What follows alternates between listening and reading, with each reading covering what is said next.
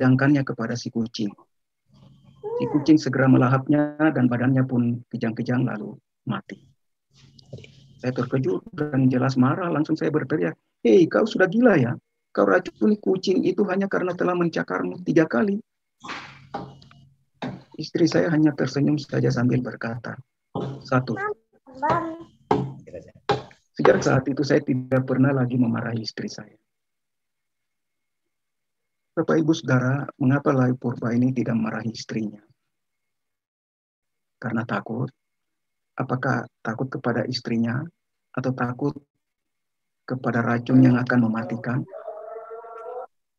Takut mati mungkin saja ya bisa diracuni mungkin ya. Takut mati karena mungkin yang bisa diracuni. Tapi di dalam diri kita apakah ada juga rasa takut? Ketakutan kepada apapun itu. Setiap orang tentunya mempunyai ketakutan masing-masing dalam menjalani kehidupannya. Biasanya ketakutan itu menjadi besar dan mengambil alih seluruh kehidupan. Ia dapat juga membuat kita goncang. Ketakutan akan menjadi sesuatu yang terus mengintai kita hingga kita merasa seperti tidak ada kekuatan untuk melawannya. Dalam liputan 6.com Jakarta itu dia menyebut 6 penyebab ketakutan seseorang. Itu dalam di situ disebutkan 6 penyebab. Saya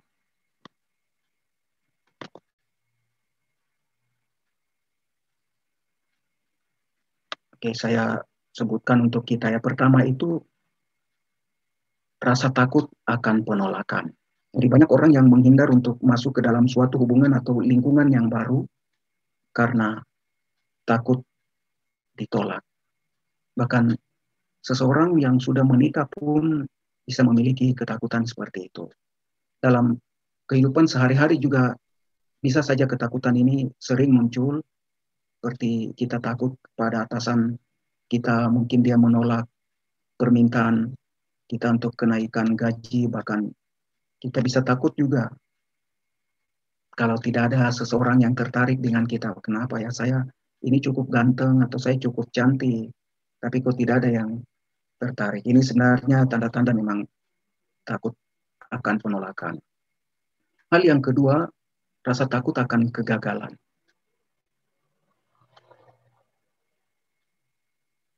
Jika kita termasuk orang yang seperti ini, pasti kita tidak akan mencoba sesuatu yang baru, kecuali yakin bahwa kita bisa menang. Perasaan ini ada pada orang yang ya punya inferior kompleks yang besar atau rasa rendah diri yang besar. Hal yang ketiga itu rasa takut akan ketidakpastian. Rasa takut akan ketidakpastian itu sering menghalangi kita atau seorang untuk mencoba sesuatu yang berbeda. Hal ini dapat mencegah untuk mencoba hal-hal yang baru atau melakukan hal-hal yang berbeda dari biasanya. Tapi COVID-19 ini kalau kita lihat membuat banyak orang juga ternyata mencoba dan menemukan hal-hal baru yang mengubahkan hidup mereka, bahkan membawa kebaikan, keuntungan. Hal keempat, ya penyebab takut itu ya rasa takut akan kesepian. Kadang-kadang orang takut akan hidup sendirian, bahkan rela untuk berada di lingkungan, di dalam hubungan yang buruk. Kalaupun dia tahu orang ini tukang mabuk, peminum, dia tetap mau ada dalam hubungan yang ya sebenarnya buruk. Lingkungan buruk seperti itu dia tidak peduli, yang penting saya tidak sepi sendiri, ada teman. Ini narkoba, dia ya ikut di sana. Ya ada juga dalam orang-orang hidup dalam pernikahan yang buruk, tetapi tetap mau bertahan karena takut setia. Ini juga tidak sehat. Tapi hal yang kelima, rasa takut dihakimi. Sebagian orang merasa khawatir bahwa mereka akan dinilai negatif oleh orang lain. Seseorang yang merasa ketakutan ini sering membesar-besarkan bagaimana orang lain memandang mereka dan meremehkan kemampuan mereka. Yang terakhir dalam catatan itu, rasa takut akan ketidakmampuan. Ketakutan lain yang dimiliki oleh sebagian orang adalah perasaan tidak cukup baik Ketakutan ini sulit untuk dihadapi secara langsung. Kita tidak akan pernah berhasil untuk mengatasinya sampai merasa bahwa kita telah berada di kesuksesan yang sesuai dengan keinginan. Apa yang Alkitab katakan tentang ini? Kalau kita misalnya termasuk orang yang punya ketakutan terhadap sesuatu, mungkin dalam 6 poin yang disebutkan ini mungkin kita tidak termasuk, tapi dalam hal lainnya Bapak Ibu sendiri dengan Tuhan yang tahu, tapi juga ingat iblis juga tahu. Dalam keadaan apapun, menghadapi situasi apapun, kita punya ketakutan-ketakutan. Tapi apa yang perlu kita lakukan dalam menanggapi itu, mengelola ketakutan ini, menghadapi untuk mengatasinya. Paling tidak dari Mazmur yang kita baca itu ada 2 hal yang kita bisa belajar. Kita mempercayai berkaitan dengan Allah dan perbuatannya.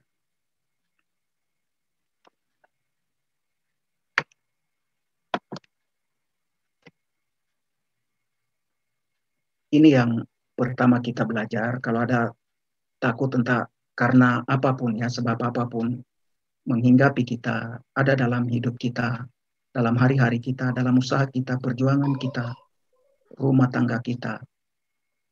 Hal pertama yang kita belajar dari Mazmur ini adalah percaya bahwa Allah adalah kota benteng perlindungan.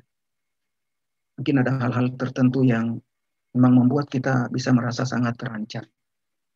Mari kita melihat bahwa ayat ini menunjukkan beberapa hal, ayat-ayat dalam Mazmur ini tentang Allah adalah kota benteng perlindungan. Ayat 2, Allah itu bagi kita tempat perlindungan dan kekuatan.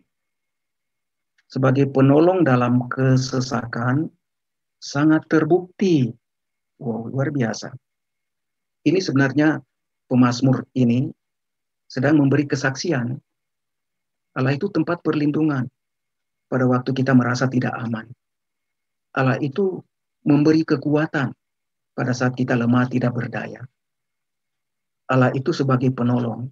Sungguh terbukti dalam setiap kesesakan, bentuk kesulitan, masalah besar apapun, ia menunjukkan pertolongannya. Ketika menyanyikan Mazmur seperti ini, bagi orang Israel tidak susah untuk membayangkan ketika mereka dalam kesesakan atau nenek moyang mereka dalam kesesakan, Tuhan tunjukkan pertolongannya. Misalnya ketika mereka di Mesir, ditindas oleh Firaun, oleh tentaranya, oleh orang-orang pengawas-pengawas yang menekan mereka dengan keras, bekerja rodi. Mereka berteriak, menjerit, menangis. Tuhan tolong. Dan Tuhan memang utus Musa datang. Menolong mereka, membawa mereka keluar dari sana. Dalam kesesakan mereka tertindas, teriak, Tuhan tolong lepaskan. Ketika berjalan keluar dari sana, Firaun tidak puas, bawa tentaranya untuk membawa mereka pulang ataupun membunuh, membantai. Mereka mau berlari ke depan, ada laut. Mau mundur, mereka ya dalam ancaman. Tinggal tunggu di tempat juga sama saja. Tuhan bikin jalan raya di tempat berair itu. Dalam kesesakan, dalam tekanan itu, jalan Tuhan buka. Tidak kelihatan ada yang buntu, Tuhan punya jalan. Pada waktu mereka tidak punya air, tongkat Musa membelah bukit batu dan mereka minum air dengan limpah. Pada saat mereka tidak punya makan minum, mana roti dari surga turun. Bahkan dalam keberdosaan karena pemberontakan mereka, dihukum 40 tahun juga Tuhan tidak berhentikan itu mana roti. Kamu sudah berdosa keras kepala, saya tidak usah kasih roti lagi dari surga. Dia tetap memelihara mereka. Jadi begitu limpahnya pemeliharaan Tuhan dalam keadaan kesesakan mereka, dalam keadaan masalah. Jadi ketika mereka menyanyikan Mazmur ini, Allah itu bagi kita tempat perlindungan dan kekuatan. Sebagai penolong dalam kesesakan sangat terbukti. Mereka akan diingatkan tentang Allah dan perbuatan-perbuatan ajaibnya itu. Hal lain dalam ayat 6, Allah ada di dalamnya. Kota itu tidak akan goncang. Allah akan menolongnya menjelang pagi. Memang mempercayai Allah sebagai kota benteng perlindungan itu tidak mudah. Karena di dalam kota itu yang berjaga-jaga kalau bukan Satpam, Satpol PP, Hansip, polisi, tentara, untuk keamanan kota.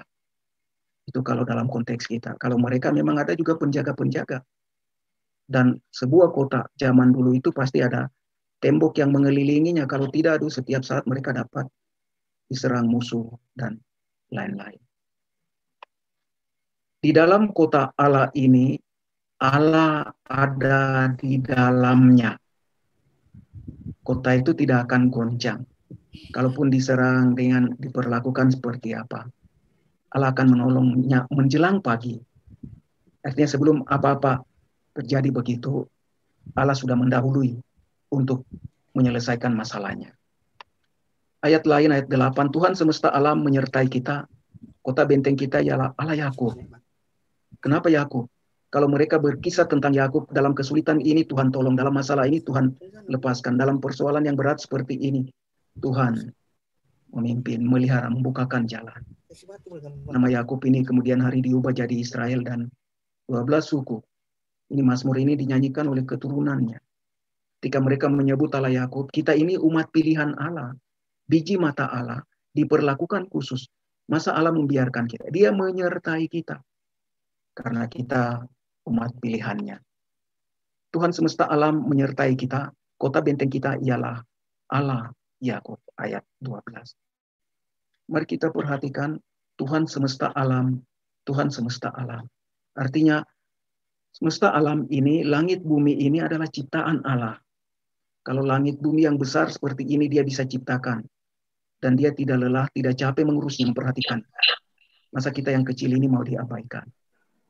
Dia yang menciptakan, tidak membiarkan kita berjalan sendiri dalam keadaan masalah, biar masalah menggoncangkan kita dan kita tanpa pegangan. Allah itu kota benteng perlindungan. Kota dengan perlindungan keamanan yang bagus. Allah itu digambarkan seperti itu. Tidak ada satupun yang dapat mengganggu umatnya. Ini hal pertama. Kalau kita punya ketakutan, Mazmur ini boleh kita nyanyikan sambil kita ingat bahwa saya hidup di kota ini dalam pemeliharaan Tuhan. Pada waktu seorang saudara dari Makassar menusuk 2 orang Papua di Manokwari dan mereka mati beberapa hari lalu. Memang orang melakukan demo dan apa sebenarnya gerakan aksi massa menuju Wosi. Mereka menuju Wosi dan di Wosi itu ada kampung Makassar memang. Mereka mau menyerang, mau melakukan apa ya, video ada siaran langsung di ini, saya coba ikuti. Setelah itu saya berlutut berdoa, kemudian saya kirim pesan, tanyakan kepada jemaat di sana. Saya ada dalam grup jemaat Manokwari. Bapak Ibu Saudara, apakah kondisi kota aman? Bagaimana keadaan kalian? Kemudian Pak Robert yang menjawab, tua-tua, ini jemaat mula-mula kita di sana, seperti Pak Ishak di Jayapura, atau orang-orang tua-tua kita di Jayapura, seperti itu. Dia katakan, Pak Pendeta, terima kasih. Kami keadaan baik, aman, puji Tuhan, Tuhan menjaga kita. Kalau lihat gerakan massa yang bergerak ya, videonya masih ada CD. Sepertinya ini mau melakukan aksi yang dapat menghancurkan mereka. Karena saya tahu Pak Robert dengan ibu dan toko mereka itu ada di sekitar kampung Makassar itu di sana. Tapi ya dia bilang puji Tuhan, Tuhan melindungi, Tuhan menjaga. Apa yang dapat dilakukan manusia? Tuhan yang menjadi tempat perlindungan. Percaya kepadanya dalam keadaan apapun, ketika kota bergoncang, Tuhan tinggal di kota ini. Dia menjaga, melindungi kita. Ketika orang bisa berjatuhan karena COVID, karena itu, ada yang memang bisa lewat. Tapi karena Tuhan ada di kota kita, Tuhan bersama kita. Ia menyertai kita, tidak membiarkan kita. Dia melepaskan kita dari kesesakan. Dia menyelamatkan kita. Dia menolong kita. Dia menyembuhkan kita. Dia memulihkan kita. Penginjil si suka bisa memimpin kita malam ini. Dia sudah dipulihkan oleh Tuhan. Puji Tuhan. Hal yang kedua, ketika ada ketakutan-ketakutan dalam diri kita, kita perlu percaya bahwa Allah adalah kota benteng ini yang pertama. Yang kedua, kita percaya bahwa Allah menyelesaikan akar masalahnya. Bukan sekedar membantu kita, menenangkan kita. Ya, sudah, ini masalah ini tidak besar. Masalah ini tidak akan membuat saya hancur. Bukan cuma itu. Tapi dia menyelesaikan akar masalahnya. Ini yang hebat diceritakan di dalam Mazmur ini. Mari kita lihat, Allah mengendalikan dan mengarahkan air lautan yang berbuih, yang menggambarkan kuasa kekacauan itu menjadi aliran air yang mengalir tenang dan memenuhi kebutuhan kota milik Allah. Jadi di dalam sebelum ayat 5 ini memang kalau kita baca ayat 3, 4 itu kan menggambarkan ada air lautan, air buih. Tadi saya bilang itu gelombang, menggoncangkan, menghancurkan, bahkan tingginya gelombang itu digambarkan mengatasi lebih tinggi daripada gunung. Itu menunjukkan kekacauan yang disebabkan oleh kuasa jahat, kuasa gelap. Jadi itu gambaran dari keadaan. Di pada masa perjanjian lama itu, lautan yang bergelora itu melambangkan kuasa kejahatan yang mengganggu dan merusak umat manusia. Kuasa kejahatan itu dipersonifikasi dengan dewa penguasa lautan yang berkuasa menimbulkan kekacauan dan malapetaka bagi umat manusia. Namun, bersama pemazmur, kita diajak untuk meneguhkan iman kita kepada Allah. Allah mengendalikan kejadian di muka bumi ini.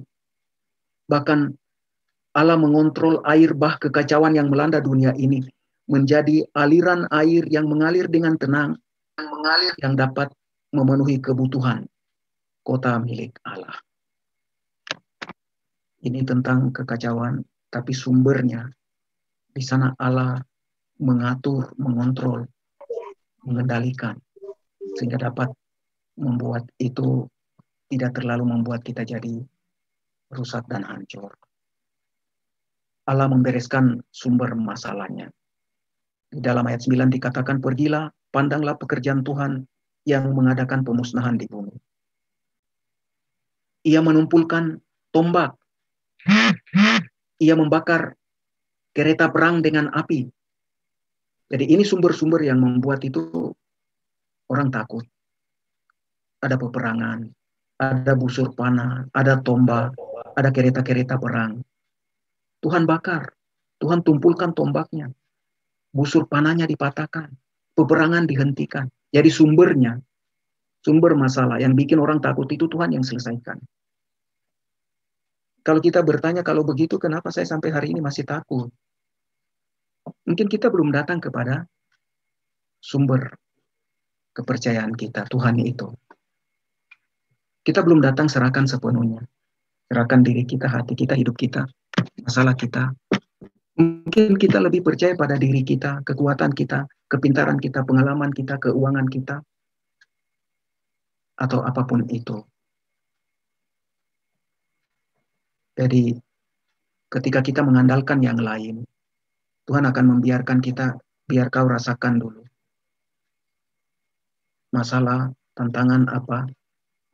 Kadang ketika kita mengandalkan kekuatan kita, kita bisa dibiarkan untuk dapat menghadapi seperti itu.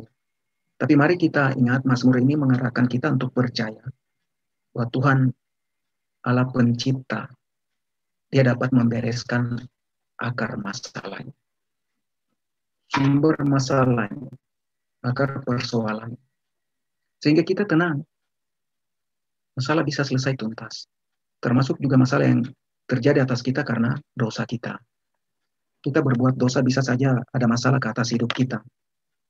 Selesaikannya tetap kita kembali kepada Tuhan. Datang, kita katakan kepadanya, Tuhan saya datang, beri kelegaan, ampuni saya, tolong saya, dan seterusnya. Hal lain apa yang kita bisa lakukan dalam menghadapi ini? Kalau dua hal ini kita belajar. Ayat 3, sebab itu kita tidak akan takut. Sekalipun bumi berubah, sekalipun gunung-gunung goncang di dalam laut. Jangan takut.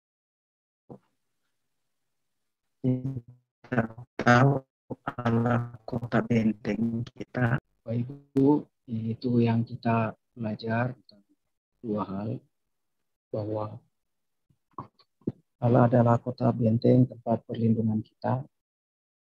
Karena Dia yang menciptakan kita, Dia Maha Kuasa, Dia dapat menyelesaikan akar masalah yang membuat kita takut.